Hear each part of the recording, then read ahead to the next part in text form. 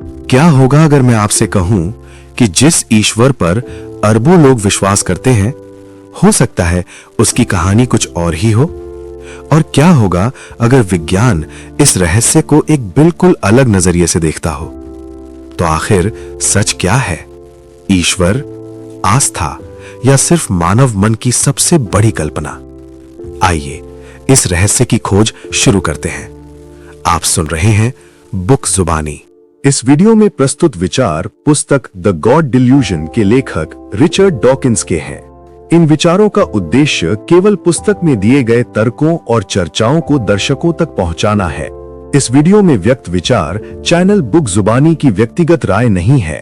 किसी भी धर्म, आस्था या समुदाय की भावनाओं को ठेस पहुंचाना हमारा उद्देश्य नहीं है।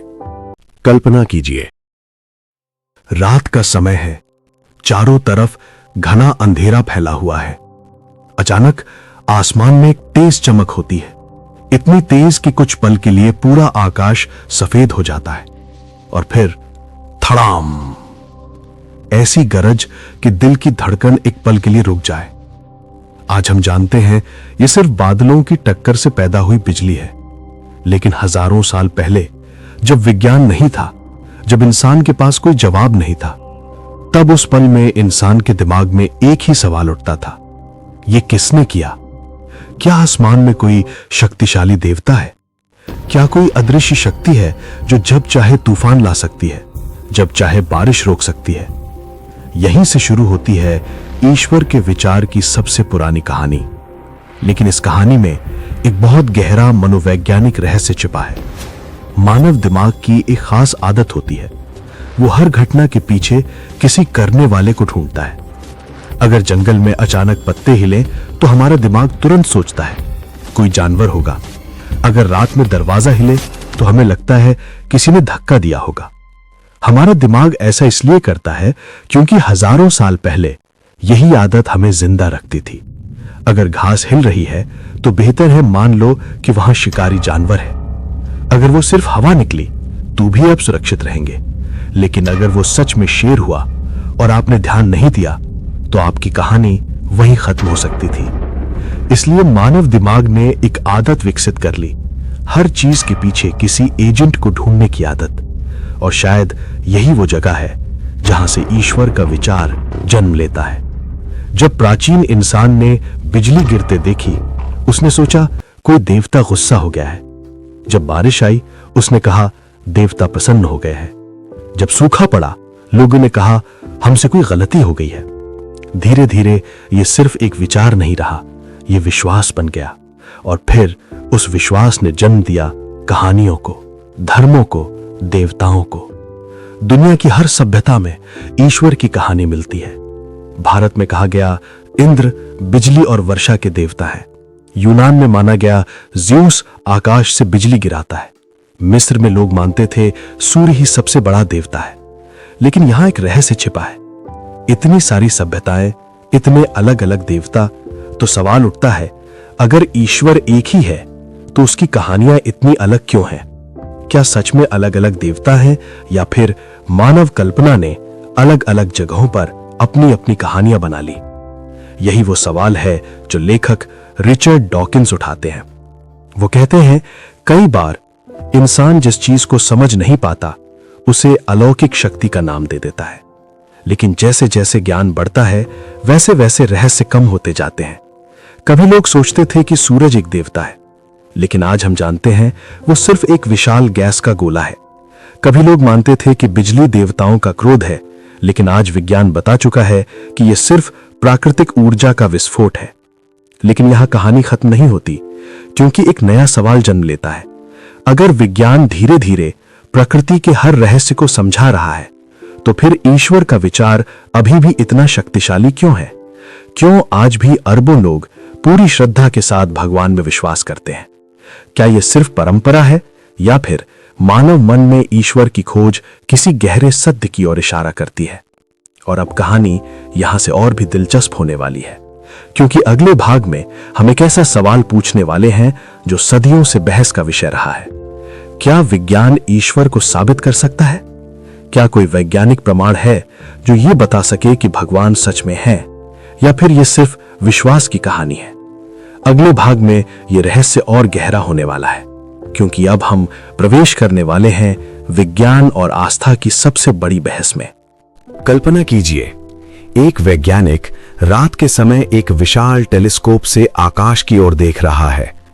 उसकी आंखों के सामने करोड़ों सितारे चमक रहे हैं, अनगिनत आकाश गंगाएं, इतनी विशाल कि मानव दिमाग उन्हें पूरी तरह समझ भी नहीं सकता। उस पल उसके मन में एक सवाल उठता है, क्या ये सब अपने आप बन सकता है, या फिर क्या इसके पीछे कोई ऐसी बुद्धिमान शक्ति है जिसने इस पूरे ब्रह्मांड को बनाया? यही वो सवाल है जिसने सदियों से इंसान को सोचने पर मजबूर किया है। बहुत से लोग कहते हैं इतनी जटिल दुनिया अपने आप नहीं बन सकती। धरती बिल्कुल सही दूरी पर है, सूरज सही मात्रा में ऊर्जा देता है, अगर थोड़ी सी भी दूरी बदल जाए तो शायद जीवन संभव ही ना हो। तो क्या यह सब सिर्फ संयोग है या किसी महान निर्माता की योजना? यह विचार सुनने में बहुत आकर्षक लगता है, लेकिन यहीं पर विज्ञान एक अलग रास्ता अपनाता है। विज्ञान का एक सरल नियम है, किसी भी दावे को स्वीकार करने से पहले उसका प्रमाण होना चाहिए। अगर कोई कहे कि आकाश में एक अदृश्य महल है, तो हम तुरंत उस पर विश्वास नहीं करेंगे। हम पूछेंगे, उसका प्रमाण क्या है? क्या किसी ने उसे देखा है? क्या कोई वैज्ञानिक सबूत है? ठीक यही सवाल विज्ञान ईश्वर के बारे में भी पूछता है। लेखक रिचर्ड डॉकिंस कहते हैं, अगर कोई यह दावा करता है कि एक सर्वशक्तिमान ईश्वर इस पूरे ब्रह्मांड को चला रहा है, तो उस दावे के लिए बहुत मजबूत प्रमाण होने चाहिए। लेकिन अभी तक ऐसा कोई वैज्ञानिक प्रमाण नहीं मिला जो सीधे यह साबित कर सके कि ईश्वर सच में मौजूद है। लेकिन कहानी यहां खत्म नहीं होती, क्योंकि अब एक और गहरा सवाल सामने आता है। अगर ईश्वर नहीं है तो फिर ब्रह्मांड बना कैसे? यह सवाल इतना रहस्यमय है कि आज भी वैज्ञानिक इसका उत्तर खोज रहे हैं। विज्ञान हमें बताता है, करीब 13.8 अरब साल पहले एक घटना हुई जिसे हम बिग बैंग कहते हैं। एक बेहद छोटा और अत्यंत गर्म बिंदु अचानक फैलने लगा और उसी से जन्म हुआ समय का, स्थान का और पूरे ब्रह्मांड का। लेकिन यहां एक ऐसा रहस्य है जिसका जवाब आज भी किसी के पास नहीं। बिग बैंग से पहले क्या था? क्या उससे पहले भी कुछ था, या वही ब्रह्मांड की शुरुआत थी? जब वैज्ञानिक इस सवाल तक पहुंचते हैं तो उन्हें भी महसूस होता है कि अभी भी बहुत कुछ ऐसा है जिसे हम नहीं जानते। यहीं पर आस्था और विज्ञान के रास्ते अलग हो जाते हैं। कुछ लोग कहते हैं जहां विज्ञान खत्म होता है वहीं से ईश्वर शुरू होते हैं, लेकिन कई वैज्ञानिक कहते हैं सिर्फ इसलिए कि हमें अभी जवाब नहीं मिला, इसका मतलब यह नहीं कि उसका जवाब ईश्वर ही है। हो सकता है भविष्य में विज्ञान उस रहस्य को भी समझ ले। लेकिन अब सबसे दिलचस्प सवाल सामने आता है, अगर ईश्वर का कोई वैज्ञानिक प्रमाण नहीं है, तो फिर दुनिया में अरबों लोग इतनी गहरी श्रद्धा के साथ भगवान पर विश्वास क्यों करते हैं? क्यों लोग कठिन समय में स्वाभाविक रूप से ईश्वर को याद करते हैं? क्यों मंदिर, मस्जिद, चर्च आज भी लोगों से भरे रहते हैं? क्या यह सिर्फ परंपरा है, या मानव दिमाग में ईश्वर पर विश्वास करने की कोई गहरी मनोवैज्ञानिक वजह छिपी है?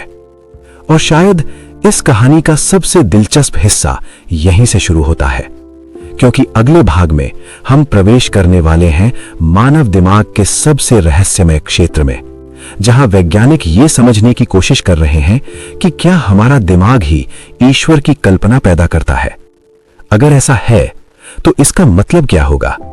अगले भाग में यह रहस्य और भी गहरा होने वाला है।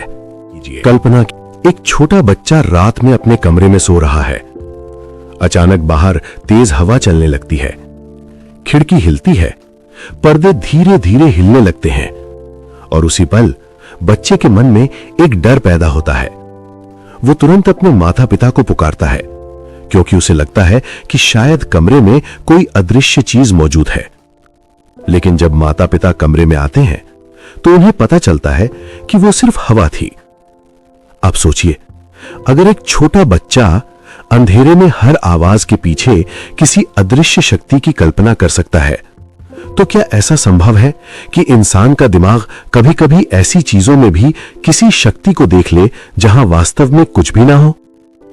यही वो विचार है जिसने कई वैज्ञानिकों को एक बहुत गहरी दिशा में सोचने पर मजबूर किया। मानव दिमाग की एक खास प्रवृत्ति होती है, उसे कहते हैं पैटर्न रिकॉग्निशन। यानी हमारा दिमाग हर चीज में कोई ना कोई पैटर्न ढूंढता है। बादलों में हमें चेहरे दिखाई देते हैं, चांद में हमें आकृतियां दिखती हैं, और कभी-कभी अंधेरे में हमें लगता है कि कोई हमें देख रहा है। असल में यह सिर्फ हमारा दिमाग होता है जो हर चीज को समझने की कोशिश कर रहा होता है। और यही प्रवृत्ति कई बार हमें यह महसूस करा सकती है कि इस दुनिया के पीछे कोई अदृश्य शक्ति काम कर रही है। लेखक रिचर्ड डॉकिंस कहते हैं, मानव इतिहास में बच्चों को अक्सर यह सिखाया जाता है कि दुनिया के पीछे कोई सर्वशक्तिमान शक्ति है। जब एक बच्चा बार बार यह सुनता है कि भगवान सब देख रहे हैं, भगवान सब जानते हैं, भगवान हर जगह मौजूद है, तो धीरे धीरे यह विचार उसके दिमाग में सच्चाई की तरह बैठ जाता है, और यही विश्वास पीढ़ी दर पीढ़ी आगे बढ़ता जाता है।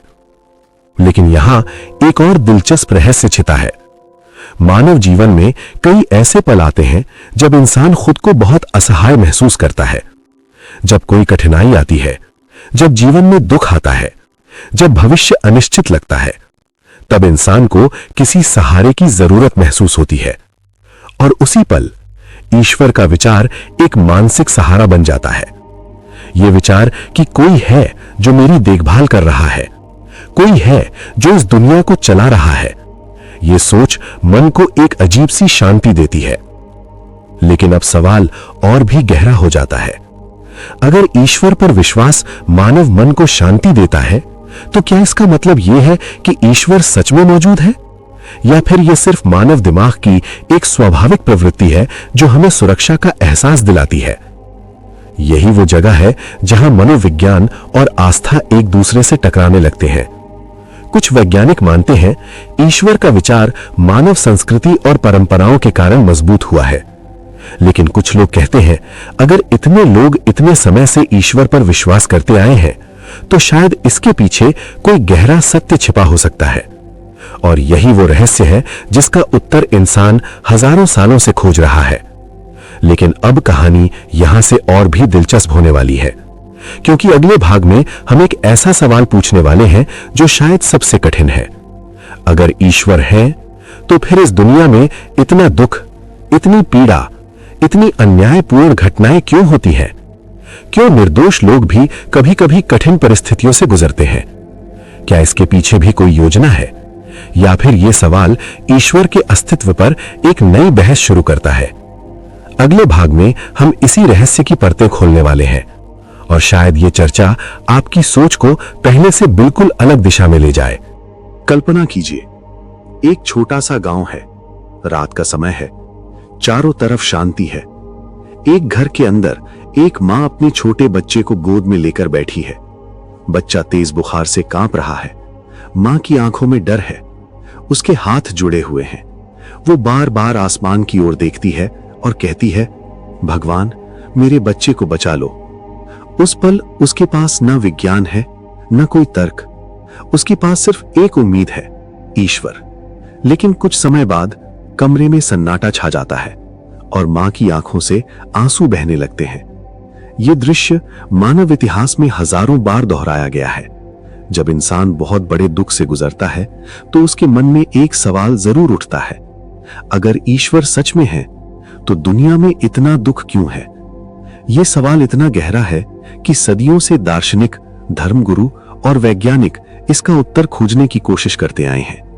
कई लोग कहते हैं कि दुख और कष्ट ईश्वर की एक परीक्षा है। कुछ कहते हैं यह हमारे कर्मों का परिणाम है, और कुछ मानते हैं कि दुनिया में जो कुछ भी होता है वो ईश्वर की किसी बड़ी योजना का हिस्सा है। लेकिन यहां एक ऐसा सवाल है जो इस पूरी चर्चा को और कठिन बना देता है। अगर ईश्वर सर्वशक्तिमान है, अगर वो सब कुछ नियंत्रित कर सकते हैं, अगर वो पूरी तरह दयालु भी हैं, तो फिर प्राकृतिक आपदाएं क्यों आती हैं? भूकंप में निर्दोष लोग क्यों मरते हैं? बाढ़ में छोटे बच्चे क्यों बह जाते हैं? क्या ये भी किसी योजना का हिस्सा है? लेखक रिचर्ड डॉकिंस इसी सवाल को बहुत सीधे तरीके से उठाते हैं। वो कहते हैं, अगर दुनिया में इतना दुख और अन्याय है तो हमें ये सवाल पूछने का अधिकार है, क्या सच में कोई सर्वशक्तिमान और सर्वदयालु शक्ति इस दुनिया को चला रही है? लेकिन इस सवाल का जवाब इतना सरल नहीं है, क्योंकि कई लोग मानते हैं दुनिया में दुख इसीलिए है क्योंकि इंसान के पास स्वतंत्र इच्छा है, यानी इंसान अपने फैसले खुद ले सकता है।